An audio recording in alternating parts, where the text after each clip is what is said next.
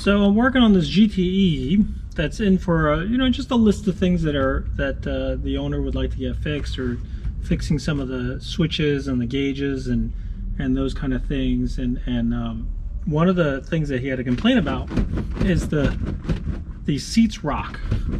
So you could see like both seats kind of rock. And when he asked me that, he said, you know, there's something, these seats just don't feel, they're locked in place. I mean, you can certainly move them backwards and forwards. You know, if I can get this here, there you go. You can move the seats backwards and forwards and they click, but even though they're clicked in place, they still rock. And I said, yeah, I know exactly what the problem is.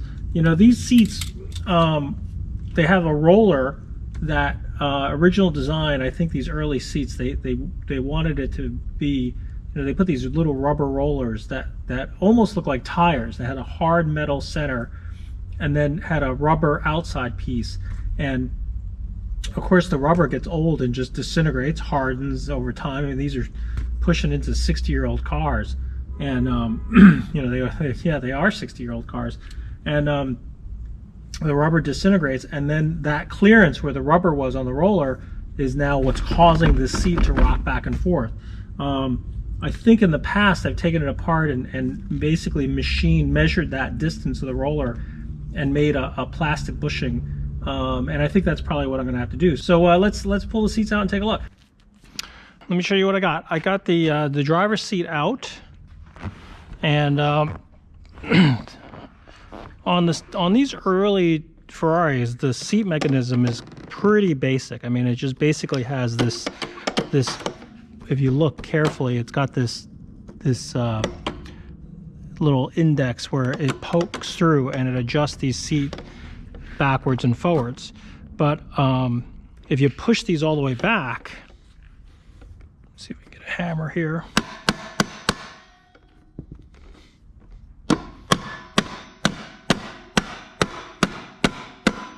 What allows the seat to move is they put these little rollers in here. Yep, this is exactly what I expected to see. This roller sits in there and lets the seat track slide back and forth. Now what they did was, you can see it's all crumpled away, is it's kind of like the shape of a thimble, and it's a rubber like wheel, and this thing rolls, and it's supposed to be kind of act like a ball bearing in there, but as it ages, the rubber crumbles away, and what you're left with is this steel roller. But the problem with that is that it's loose because the rubber's gone. I don't know what the solution is. I mean, if you put a, you know, you may be able to put a plastic insert in here, but you'd have to get it to kind of be compressed. You know, it's just like one of these things where I don't know if it's a great design. So what I usually do is I try to measure this distance and make plastic rollers and just put them inside.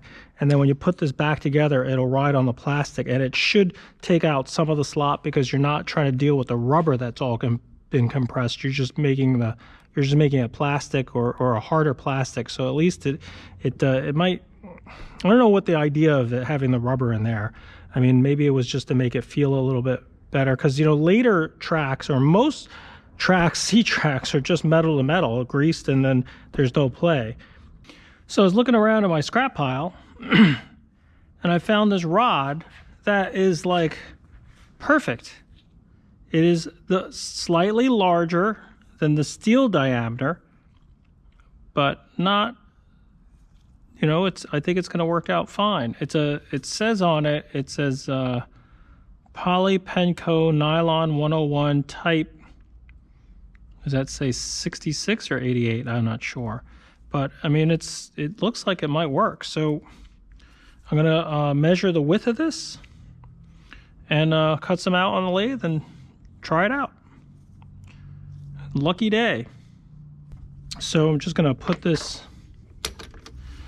in my lathe, measure the diameter of this. So I'm just gonna quickly just get this lined up like that. And just double check this, make sure this is locked in tight. I'm just gonna cut some.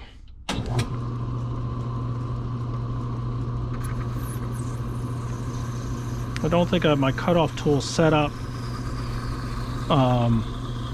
deep enough to cut it all the way through, but I'll just take a hacksaw and cut the rest of it off.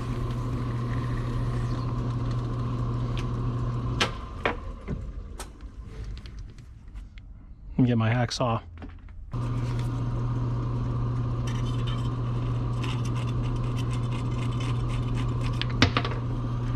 And that's it.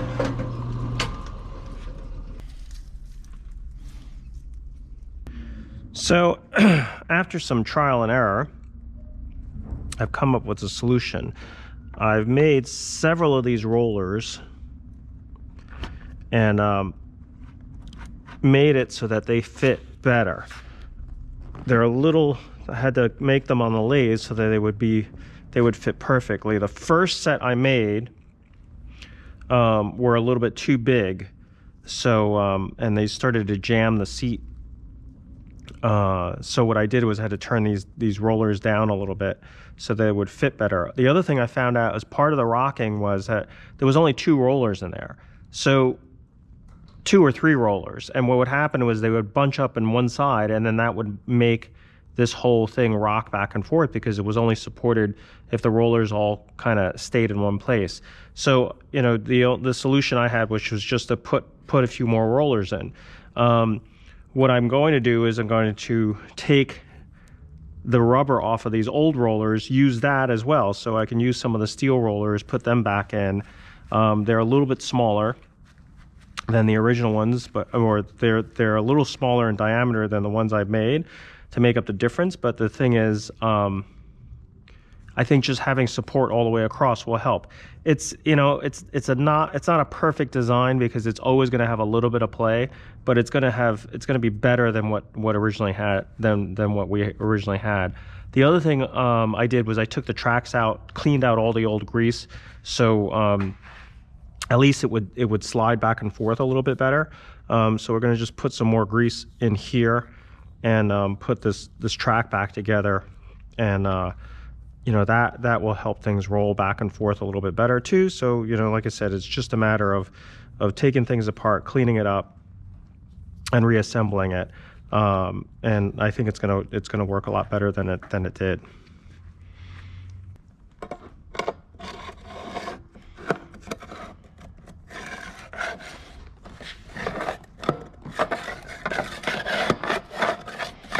So you can see how loose the track is without the rollers in place. Do is we'll load one of these guys in.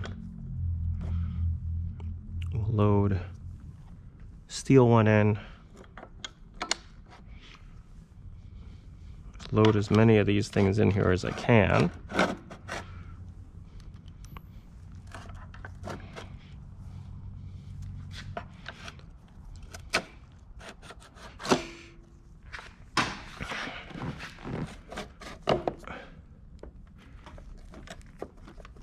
Now with all the rollers in place, still a little bit of play, but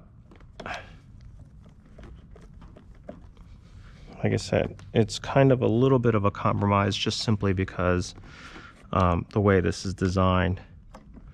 But we're going to try this out and see what happens. Let's put this all the way back like that.